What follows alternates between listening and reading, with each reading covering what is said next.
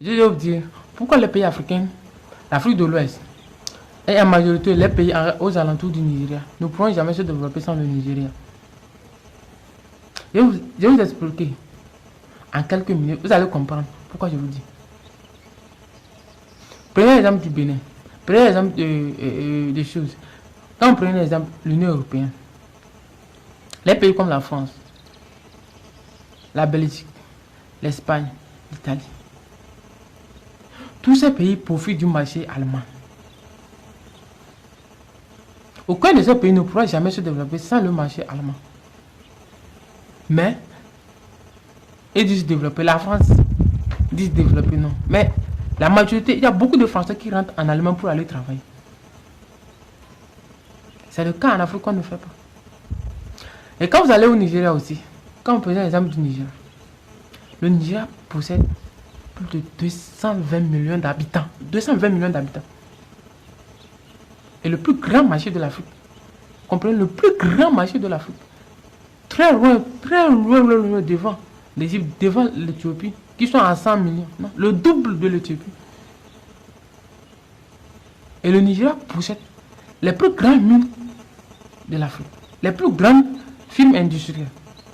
Et si aujourd'hui, les pays comme le Niger, le Cameroun, le Tchad, aux alentours, le Bénin, l'Afrique de l'Ouest, aux alentours, veulent se développer, ils doivent s'appuyer sur le Nigeria.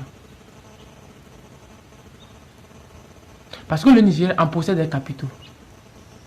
Mais souvent, quand un étranger, quelqu'un sort du Nigeria pour aller investir en Afrique de l'Ouest, parce que Dangote lui-même, il a dit, au Sénégal, les concurrences, qui s'est fracassé avec les Français, les industriels français.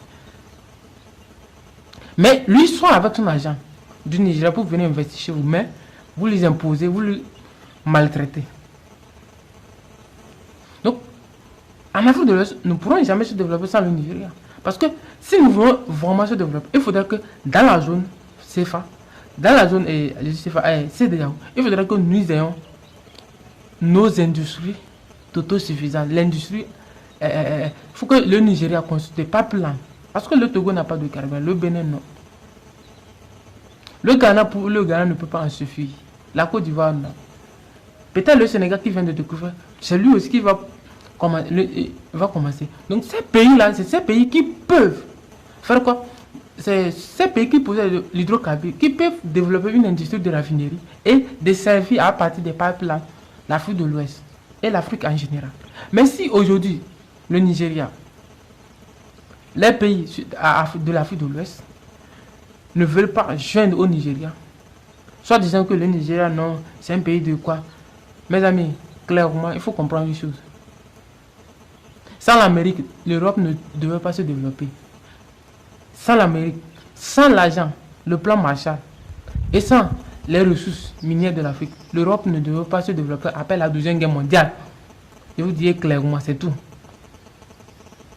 Parce que ça, à partir de là, ces pays se sont développés. Il faudrait que quelqu'un se finance de l'argent. Et à partir de cet argent, tu utilises les machines, tu fabriques les machines. Et tu utilises pour acheter les matières premières. À partir des bénéfices retrouvés, tu peux payer la personne.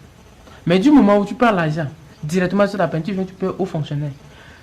Pas de rentabilité. C'est ça l'Europe.